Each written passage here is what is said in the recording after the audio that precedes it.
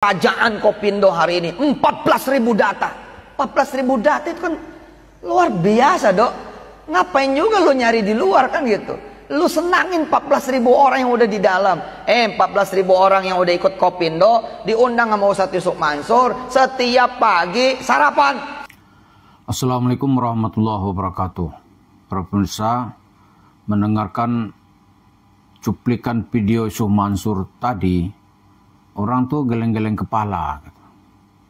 Ini orang masih apa ini? Masih normal nggak dia ngomong nih? Atau dia sedang mengalami narsis personality disorder? Jadi otaknya kemana, mulutnya kemana? Ya kan? Katanya punya aset 10 triliun. Ya kan? Ada 250 miliar. Keuntungan apa per bulan kita nggak tahu tuh. Keuntungan apa omset kita nggak tahu ya.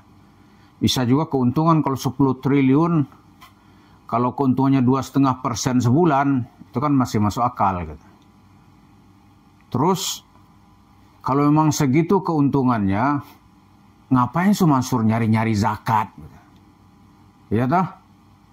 Masih menyosor itu zakat fitrah. Berapa sih itu? Dan zakat mal dicari juga. Kemudian masih buat proposal biar bisa diundang ceramah. Ya toh? Kalau 250 miliar sebulan. Waduh, ngapain lagi? Apalagi nih nggak ada kewajiban apa-apa dia. Terus bilang punya koperasi Kopindo. Koperasi Indonesia Berjamaah. Ada 4.000 Kopindo, 4.000 koperasinya. Dengan anggotanya 14.000. Jadi itu juga nggak benar menurut akal sehat ya. Kalau koperasinya 4.000, 14.000, berarti tiap koperasi hanya 3 orang gitu. Itu kan nggak sah. Syarat sebuah koperasi minimal itu 20 orang. Jadi aneh-aneh gitu. Kemudian keanehan lagi kalau memang perusahaannya berjalan gitu. Kan nggak mungkin dicabut izinnya oleh OJK. Misalnya Paytrend gitu. Paytrend itu mana ada jasadnya sudah nggak ada. Terakhir gedungnya yang di mana itu? Di Bandung itu mau dilelang oleh bank. Terus Yusuf Mansur sebagai seorang narsis dia akan bilang aneh legowo. Padahal harta di mana-mana punya orangnya mau dia ambil. Itu yang ada mau dia lepas. Kepribadian sehari-hari kan terkenal dia sangat pelit sekali orangnya. Terus yang ada gedungnya dilepas kalau nggak ada masalah. Kalau dia sanggup mempertahankan, pastilah akan dia pertahankan. Logika hidup kan begitu. Lalu untuk apa Yusuf Mansur cerita-cerita Kopindo? Kopindo kah Kopindi, terserah lah ya. Koperasi mana dia punya? Kalaupun ada, pasti telah menimbulkan masalah hukum. Pasti menimbulkan masalah. Misalnya ya, koperasi Indonesia Berjamaah. Itu kan meraup uang dari jemaah lu tuh untuk umroh gitu. Umroh itu berapa orang ditilap sama dia tuh? Iya kan? Satu orang katakanlah dalam bahasa apanya nih, semua di store tuh 10 juta per orang. 10 juta kalau kali 10.000, ya kan? Itu kan 100 miliar. Yang terdata saja gitu. Yang disebut namanya akan ikut umrah itu 7.426. Lalu ceritanya itu 0,0. Maka orang kalau dengerin Yusuf Mansur ini gila apa lagi gitu. Ya kan? Apalagi yang mau dicapai. Lalu kenapa video itu dimunculkan lagi di saat sekarang?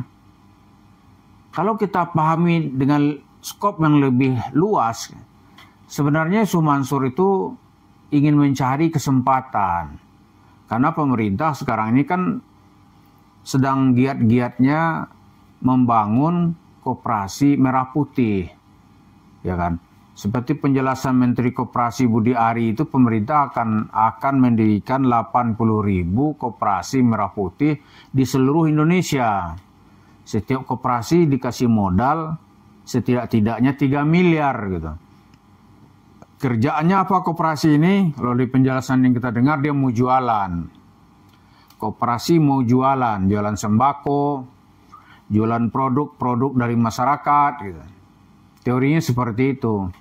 Tapi kalau nanti pure bisnis, ya banyak juga orang mempertanyakannya. Tapi ya sudahlah, ini cerita Yusuf Mansur ingin dapat modal gitu.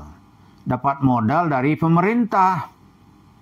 Kalau 40 dikasih 3 miliar, waduh, itu udah 120 miliar, enak kan?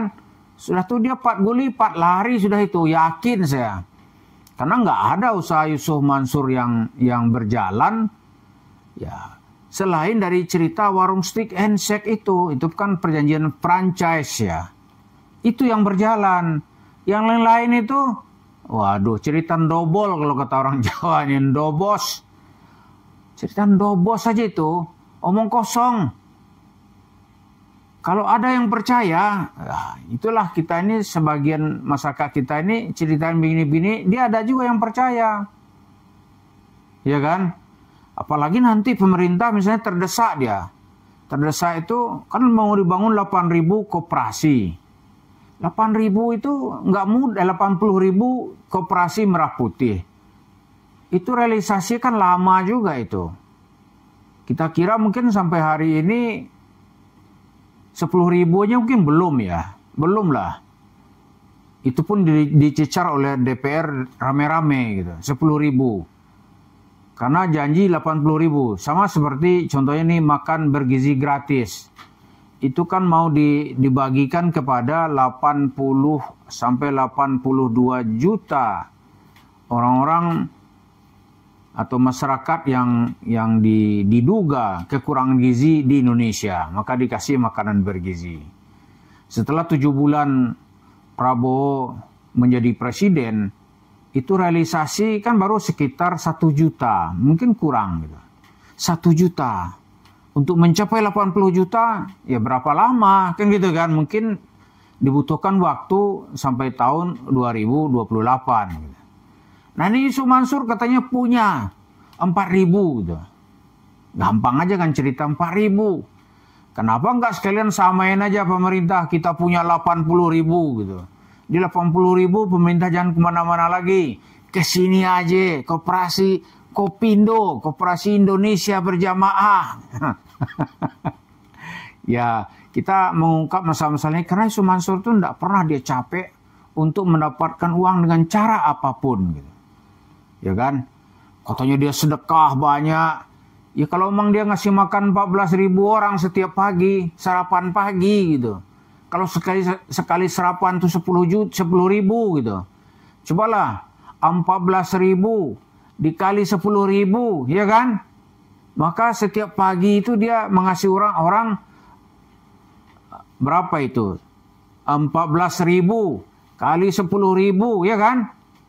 Itu ya sekitar 14 miliar setiap pagi. 14 miliar. Bagaimana 14 miliar? Sanggup nggak Yusuf Mansur gitu? Tapi kan faktanya nggak ada. Mana? Coba koperasinya itu mana? Jadi tujuan Yusuf Mansur itu sebenarnya ingin menarik perhatian pemerintah. Ditambah lagi sekarang partai tempat dia bernaung kan udah keluar dari koalisinya dengan PDIP, mau masuk ke koalisi KIM, Koalisi Indonesia Maju. Dia akan masuk ke situ. Nah Yusuf Mansur barangkali berharap nih bisa masuk dan mendapat bahagian dari jatah yang akan disebarkan pemerintah untuk rakyat. Untuk rakyat loh, bukan untuk orang kaya itu. Yusuf Mansur mikir nih, ini kesempatan nih.